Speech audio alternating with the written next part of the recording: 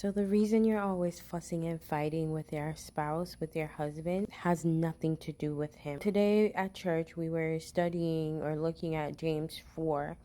And James 4 verse 1, it says, "What is causing the quarrels and fights among you? Don't they come from the evil desires at war inside you?" And the pastor was talking about this in general as Christians. You know, how we fuss at each other, how we push back, we're always arguing about something. But you know, I wouldn't be Paula if I didn't point out how it relates or directly relates to marriages and couples, right?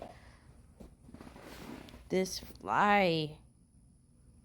I'm in the garage and the flies are deadly in Florida. But anyway, so you know, we're always arguing and we're always fussing, and sometimes it has nothing to do with the other person. It doesn't matter what the situation is, it doesn't matter what the issue actually is. The real issue or the real problem is whatever is going on inside us. We have some kind of insecurity. We have something, some unresolved issue that we're dealing with. We're fighting for control. We're fighting to be heard. We're fighting to be accepted. A lot of the times in marriages, we're fighting for control. We want to be equal. We want to be the leader, especially as a wife. And so this can cause, you know, pushback, unnecessary pushback. Sometimes we don't even know why we're pushing back, why we're fighting, why are we arguing. I found that it has been so much easier to just say, okay, babe, what do you want me to do, babe? Tell me what you want me to do and I'll do it. It takes so much pressure, to so much stress, and I just live a more peaceful and joyful life that way.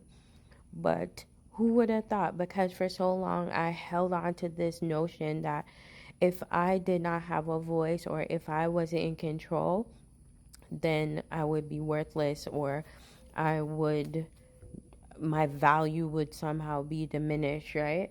And it has been nothing but true peace and joy, and a marriage, an environment that we've created for our marriage is just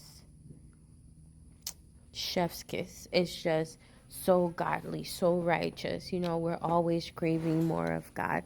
So the solution to the issue, because there is a solution, and if you go down in more down into James 4, it tells us what we should do is to draw closer to God. Resist the devil and he will flee from you, right? So the closer we draw to God, the further away we are from seeking our own desires and seeking our own needs and our own wants and pursuing me, being selfish. We become more of a selfless person the closer we draw to God. So I hope this helps someone, because it certainly helped me. Love you guys.